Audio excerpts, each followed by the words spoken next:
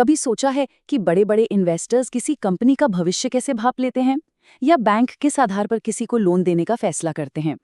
इन सारे सवालों का जवाब ना एक ही जगह छिपा है, एक बहुत जरूरी डॉक्यूमेंट में, जिसे कहते हैं बैलेंस शीट। हाँ, नाम सुनने में थोड़ा मुश्किल लग सकता है, पर आज हम इसका पूरा राज खोल कर रहेंगे। Balance sheet. हाँ, नाम सुन के ही लगता है कि कुछ भारी भरकम चीज होगी, कोई मुश्किल सा हिसाब किताब। और हाँ, ज्यादातर लोगों का पहला रिएक्शन कुछ ऐसा ही होता है, ओह, कंफ्यूजिंग लगता है, सही कहा ना? लेकिन देखिए, घबराने की कोई बात नहीं है। असल में इसे समझने का एक बहुत ही सिंपल सा नियम है, एक फॉर्मूला जो इस पूरे कोड को कह सकते हैं तोड़ देता है। तो चलिए साथ मिलके इसे समझते हैं। और वो फॉर्मूला है ये, assets equals to liabilities plus equity. बस यही वो एक फंडामेंटल रूल है जिस पर पूरी की पूरी बैलेंस शीट टिकी है। इसका मतलब ये है कि सब कुछ हमेशा बैलेंस होना चाहिए, बराबर। सारा राज बस इसी एक लाइन में है। अच्छा, अब इस फॉर्मूले को समझने के लिए इसके एक एक हिस्से को पकड़ते हैं। सबसे पहले बात करते हैं एसेट्स की। तो एसेट्स क्या है? सीधी साली भाषा में कहें तो ये वो सारी चीजें हैं जो एक कंपनी ओन करती है, जिन पर उसका कंट्रोल है। अगर थोड़ा टेक्निकली बोलें तो एसेट एक ऐसा इकोनॉमिक रिसोर्स है जिससे भविष्य में कोई फायदा मिलने की उम्मीद हो। जैसे कि कंपनी के पास जो कैश है, उसकी बिल्डिंग्स, उसके कंप्यूटर और दूसरे इक्विपमेंट, यहाँ तक कि डिलीवरी वाली गाड़ियाँ भी। इसको ना आप किसी इंसान की पर्सनल चीज़ों की तरह सोच सकते हैं, जैसे किसी का अपना घर हो या अपनी कार। ठीक है, तो एसेट्स वो हो गया जो कंपनी के पास है। पर सवाल ये उठता है कि ये सब खरीदने के लिए पैसा आया कहाँ से? और यहीं पर हमारे फॉर्मूले का दूसरा हिस्सा आता है, लायबिलिटीज। ये कंपनी की वो देनदारियां हैं, वो कर्ज हैं जो उसे दूसरों को चुकाने हैं।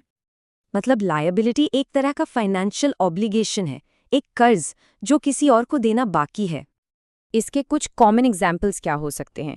जैसे बैंक से लिया हुआ लोन, या जिन सप्लायर्स से सामान लिया है उनके बिल्स जो अभी देने हैं, या फिर एम्प्लॉयज़ की सैलरी जो अभी तक दी नहीं है। बिल्कुल वैसे ही जैसे किसी का पर्सनल होम लोन या क्रेडिट कार्ड का बिल होता है।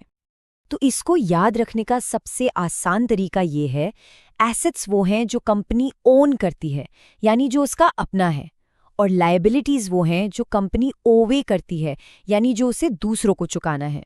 बस ये एक छोटा सा फर्क ही पूरी बैलेंस शीट की नींव है।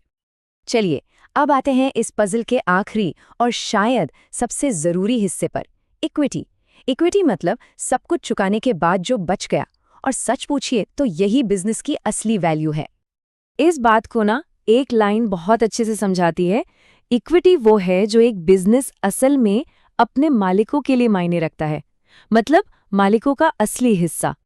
और इसे कैलकुलेट करना, अरे बहुत ही आसान है, बस 3 स्टेप्स। स्टेप 1, कंपनी के सारे एसेट्स को टोटल कर लीजिए। स्टेप 2, उसमें से सारी लायबिलिटीज यानी सारे कर्ज घटा दीजिए।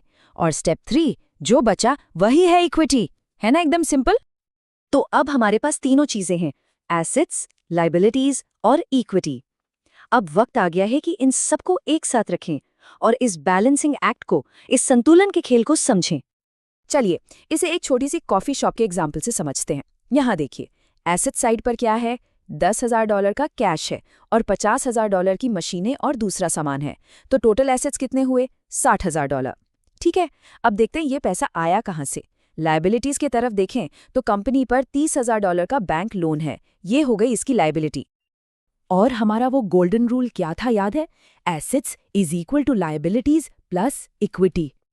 तो इस कॉफी शॉप के केस में $60,000 के एसेट्स बराबर हैं $30,000 की लायबिलिटीज और $30,000 की इक्विटी के।